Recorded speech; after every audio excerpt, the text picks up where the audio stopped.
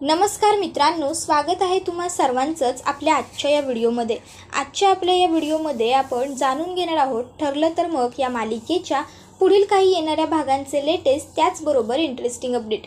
त्यामुळे पटापट व्हिडिओला लाईक करा, तसेच चॅनलला सबस्क्राईब करून बेल आयकॉन आठवणीने प्रेस करा, जेणेकरून तुम्हाला पुढच्या प्रत्येक व्हिडिओचं नोटिफिकेशन मिळत जाईल आणि सर्व व्हिडिओंचा आनंद हा अगदी उत्तम पद्धतीने घेता येईल। चला तर मग मित्रांनो, अजिबातच वेळ वाया न घालवता सुरुवात करूया आपल्या आजच्या या व्हिडिओला। तर आता आपण इथे असं पाहतो की प्रियाने सायलीचं जे गाठोडं असतं ते आउट हाऊसच्या साईडला लपवलेलं असतं। सायली ही आता मधुभाऊंना भेटण्यासाठी आउट हाऊसच्या दिशेने चाललेली असते आणि तिथे तिला लाल रंगाचं काहीतरी कापड दिसतं। सायली विचार करते इथे एक असलं कापड आहे आणि मग तिथे कापड बघायला जाते तर ते गाठोडं असतं। सायली विचार करते अशी गाठोडी तर आमच्या आश्रमात होती आणि मग ती ते गाठोडं उघडते तर ते गाठोडं तिचं स्वतःचंच असतं। सायली आपलं गाठोडं पाहून खूप खुश होते आणि ती मधुभाऊंकडे ते गाठोडं घेऊन येते।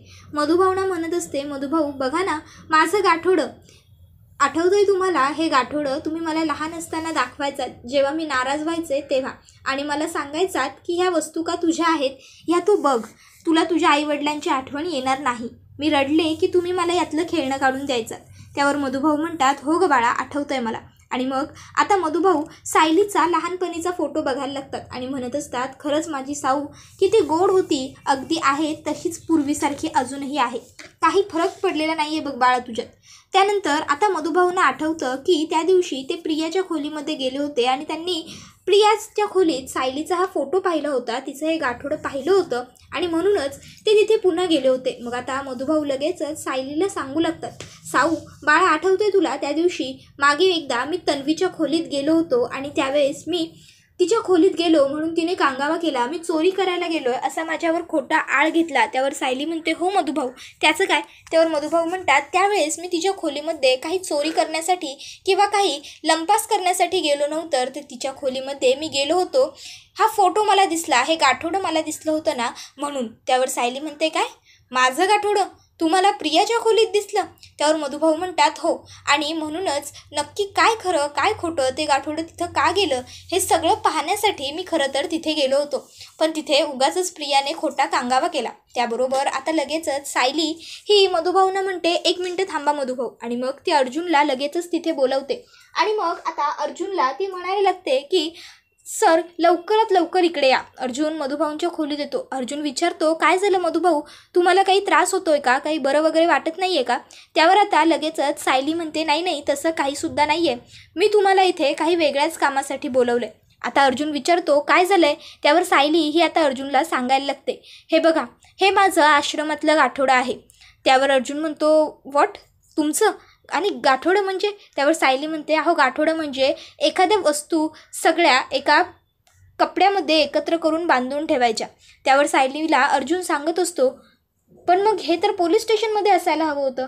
त्यावर सायली म्हणते, हो पण हे प्रियाच्या खोलीत होतं। त्याबरोबर लगेचच अर्जुन म्हणतो, काय प्रियाच्या खोलीत? त्याबरोबर मधुभाऊ म्हणतात, हो, आणि हे साऊचं गाठोडं आहे। त्यावर लगेचच अर्जुन म्हणतो, सायलीचं बघू, आणि मग अर्जुन आता त्या गाठोड्यातला फोटो वगैरे सगळं काही बघायला लागतो। आता तो फोटो बघून अर्जुन म्हणतो, नाही मधुभाऊ तुमचा गैरसमज होतोय, हे गाठोडं सायलीचं नाही तर तन्वीचंच आहे। त्यावर मधुभाऊ म्हणतात, नाही हे गाठोडं माझ्या साऊ बाळाचंच आहे। त्यावर अर्जुन म्हणतो की नाही मधुभाऊ हे तन्वीचं गाठोडं आहे, जरी मला तन्वीचा चेहरा अगदी व्यवस्थित आठवत नसला तरी सुद्धा मला घरामध्ये तन्वीचे खूप लावलेले फोटो माहिती आहेत, मी तिचे फोटोज पाहिलेत आणि म्हणूनच मला खात्री आहे की हे गाठोडं तन्वीचंच आहे, कारण हा जो फोटो आहे तो लहानपणीच्या तन्वीचा आहे। आता मधुभाऊ म्हणत असतात की नाही, मी लहानपणापासून साऊला आणि प्रियाला एकत्र मोठ्या केल्या आहेत, मला व्यवस्थित माझ्या मुलींचा चेहरा आठवतोय, ही साऊ आहे, ही ती खोटारडी प्रिया नाहीच आहे। त्याबरोबर आता साऊ आणि प्रिया यामध्ये मधुभाऊ आणि अर्जुन दोघंजण साऊ तन्वी करत असतात। त्याबरोबर लगेचच अर्जुन म्हणतो, एक मिनटं, याचा अर्थ माझ्या लक्षात आलाय। त्यावर लगेचच अर्जुन विचारतो, चला मधुभाऊ तुम्ही माझ्याबरोबर, पण तुम्हाला नक्की खात्री आहे ना की हा फोटो सायलीचाच आहे म्हणून? त्यावर मधुभाऊ म्हणतात, 100% खात्री आहे, मला अगदी व्यवस्थित माहिती आहे की हा फोटो माझ्या साऊचाच आहे। त्यानंतर आता अर्जुनने घरातल्या सगळ्या सदस्यांना खाली बोलावलेलं असतं। आता सगळे तिकडे येतात आणि नेमकं काय झालं अर्जुन, का बोलावलंस आम्हाला सगळ्यांना असं म्हणतात। त्याबरोबर अर्जुन म्हणतो, एक मिनटं, तन्वीला सुद्धा बोलवा, तन्वी। त्याबरोबर आता प्रिया खाली आलेली असते आणि ती अर्जुनला विचारते की काय झालं अर्जुन. त्यावर अर्जुन म्हणतो, लाज नाही वाटत का तुला हा प्रश्न पुन्हा मला विचारताना.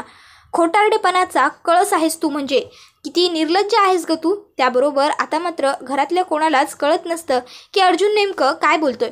आता अश्विन चिडतो आणि अश्विन अर्जुनला म्हणायला लागतो, दादा बास. अरे माझ्या बायकोला नको नको ते बोलतोयस तू. तुला विसर पडत असेल तर तुला आठवण करून देतो, ती तुझ्या धाकट्या भावाची बायको आणि तुझी वहिनी आहे. त्याबरोबर अर्जुन म्हणत असतो, मला कशाचाही विसर पडत नाही आहे. ही जी नालायक मुलगी खोटारडेपणाने वागते ना, मी तिचा खोटारडेपणाच तुम्हा सगळ्यांसमोर आणण्याचा प्रयत्न करतोय. पूर्णाजी आणि प्रताप अर्जुनला म्हणतात, हे बघ अर्जुन, जे काही असेल ते स्पष्ट बोल, उगाचच्या उगाच कोड्यात बोलू नकोस. सायलीसुद्धा अर्जुनला म्हणत असते, अहो जे काही आहे ते स्पष्ट सांगा ना, कशाला उगाच कोडी घालताय. त्याबरोबर अर्जुन म्हणत असतो, मी स्पष्टच बोलतो. आणि मग तो म्हणायला लागतो की तुमच्यासमोर इतके दिवस काय इतके वर्ष जी आता तन्वी म्हणून मुलगी वावरत आहे ना, ती आपली खरी तन्वी नाहीच आहे. आता हे ऐकून सगळ्यांना खूप मोठा धक्का बसतो. तर लगेचच प्रताप म्हणतो, अर्जुन काय बोलतोयस तू, हे तुला तरी कळतंय का. त्यावर अर्जुन म्हणत असतो की हो, मी जे बोलतोय ते अगदी बरोबर बोलतोय बाबा. आणि खरी जी तन्वी आहे ती सुद्धा आपल्या सगळ्यांच्या मध्ये इथे आता उपस्थित आहे असंही अर्जुन सांगतो. त्याबरोबर अश्विन म्हणायला लागतो की बास झालं दादा, उगाचच्या उगाच तू काहीही बोलशील आणि तुला काय वाटतं घरातले सगळे मी तुझ्यावर विश्वास ठेवेन. नाही, तू माझ्या बायकोला खोटारडे ठरवण्यासाठी काहीही करू शकतोस. तर इकडे प्रियासुद्धा म्हणत असते की अरे अश्विन मुद्दामून वागतायत रे सायली आणि अर्जुन माझ्याबरोबर असं वाईट.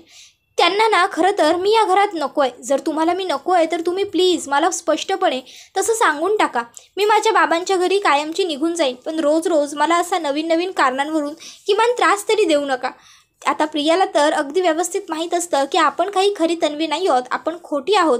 पण जर आता आपण कांगावा केला नाही तर मात्र अर्जुन घरातल्या सदस्यांसमोर सगळं खरं आणेल आणि मग आपलं पितळ उघडं पडेल आणि मग आपल्याला वाचणं काही शक्य नाही आहे. हे गोष्ट प्रियाला अगदी व्यवस्थित माहीत आहे आणि त्यामुळे आता प्रिया विचार करते की जर मी कांगावा केला नाही तर मात्र माझ्या हाती काहीच लागणार नाही. आणि मग प्रिया नाटक करायला सुरुवात करते, रडायला लागते ती. अश्विन मी काही नाही केलेलं, मी खरं बोलतेय वगैरे ती म्हणत असते. त्याबरोबर लगेचच आता कल्पनाला मायेचा पागोळ फुटतो आणि कल्पना प्रियाकडे येत प्रियाला म्हणते की तन्वी तू रडू नकोस, तू शांत हो. हे बघ आमचा सगळ्यांचा तुझ्यावरती पुरेपूर विश्वास आहे. त्याबरोबर अश्विनसुद्धा आता म्हणायला लागतो की तन्वी हे बघ, तुला रडण्याची वगैरे काहीच गरज नाही आहे आणि कोणाला एक्सप्लेनेशन देण्याची गरज तर तुला त्याहून नाही आहे. तुझ्या नवऱ्याचा म्हणजे माझा अश्विनचा विश्वास आहे ना तुझ्यावरती, मग बास, तुला दुसरी कोणाचीही गरज नाही आहे. कळलं तुला. आणि राहिला प्रश्न दादा तुझा आणि तुझ्या बायकोचा, तर तुझ्यावरती आणि तिच्यावरती सुद्धा माझा कणभर काय काडीभरही विश्वास नाही आहे. त्यामुळे मला व्यवस्थित माहिती आहे की तुम्ही किती खरं आणि किती खोटं बोलताय ते. गेल्या 2 वर्षांपूर्वी आम्ही पाहिलंय किती खरं आणि किती खोटं तुम्ही बोलता ते. त्यामुळे प्लीज तन्वी तू चल माझ्याबरोबर, आत्ताच्या आत्ता आपण इकडनं निघूया. त्याबरोबर अर्जुन अश्विनला म्हणतो, अश्विन थांब 1 मिनिट. आजपर्यंत मी तुझा मोठा भाऊ आहे, मला वाटलं होतं तू मला पूर्ण व्यवस्थित ओळखलं असशील, पण नाही, तुझी काहीतरी गफलत आणि गल्लत होतीच आहे. त्याबरोबर अश्विन विचारतो, दादा नेमकं तुला काय म्हणायचं आहे. त्यावर आता लगेचच अर्जुन हा त्याला सांगायला लागतो, तुला व्यवस्थित माहिती आहे की पुरावे नसल्याशिवाय मी एखाद्या गोष्टीवरती बोलत नाही. माझ्याजवळ पुरावे आहेत आणि म्हणूनच मी आज एवढा ठामपणे सांगतोय की ही मुलगी जी तुमच्यासमोर उभी आहे ती खरी तन्वी नाही आहे. त्याबरोबर लगेचच आता अश्विन म्हणत असतो, पुरावे? ठीक आहे मग दादा, दाखवूनच टाक ना, मला सुद्धा कळू दे तुझ्याकडे काय पुरावे आहेत ते. त्याबरोबर मात्र आता इथे प्रिया घाबरते. प्रियाला वाटतं की जर अर्जुनने आता इथे घरातल्यांसमोर सगळे पुरावे दाखवले तर मात्र मला जगणं मुश्किल होऊन जाईल, कारण सगळ्यांना माझं सत्य कळेल आणि माझं सत्य बाहेर पडायला नको. मग लगेचच प्रिया आता नाटक करायला लागते आणि म्हणायला लागते, तुम्हाला कोणालाच माझ्यावरती विश्वास नाही आहे ना, तुम्हाला सगळ्यांना ह्या अर्जुनवरती विश्वास आहे ना, म्हणूनच तुम्ही याचा पुरावा पाहायला तयार झाला.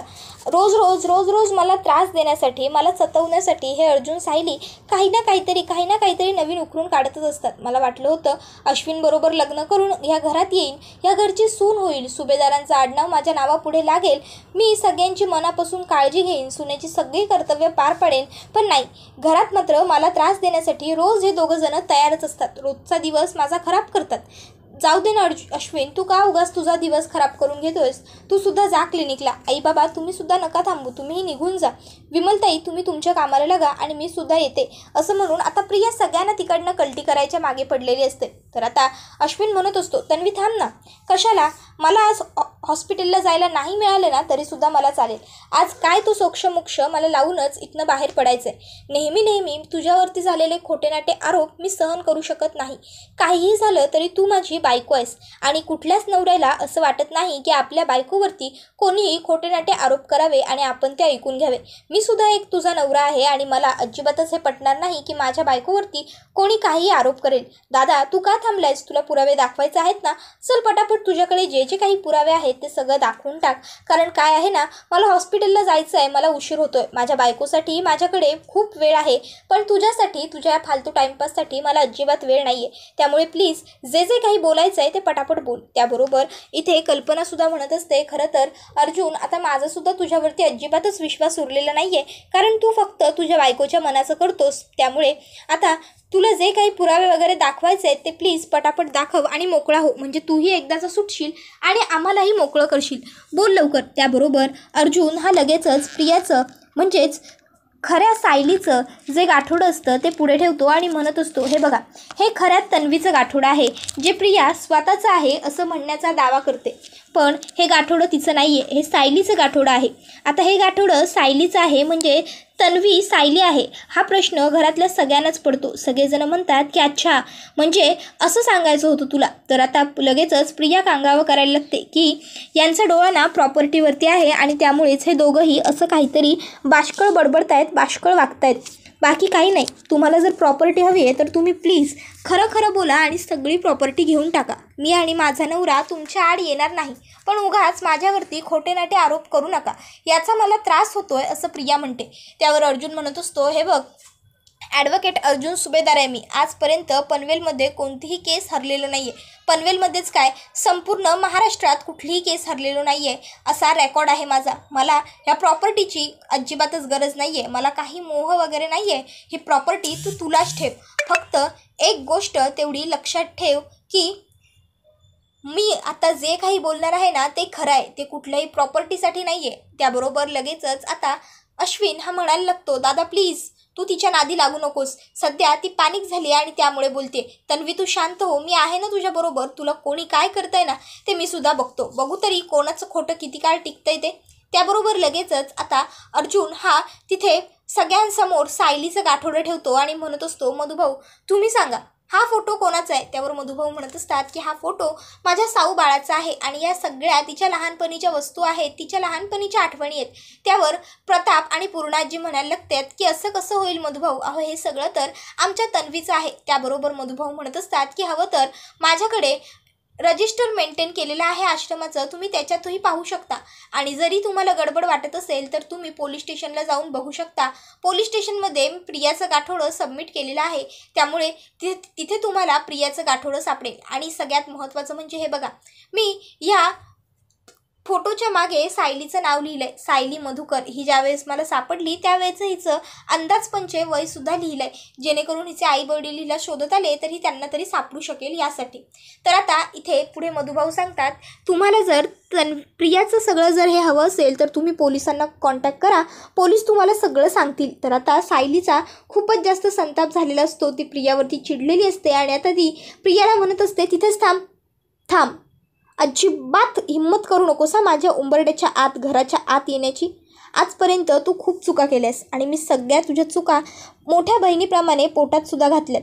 तू लहान आहेस, अल्लड आहेस, मोठी होत जाशील तशी सुधरत जाशील असाच विचार मी कायम केला. पण मोठी झाल्यावर मुलं सुधरत जातात, पण तुझ्या इतके बिघडत जातील असं मला कधीही वाटलं नव्हतं.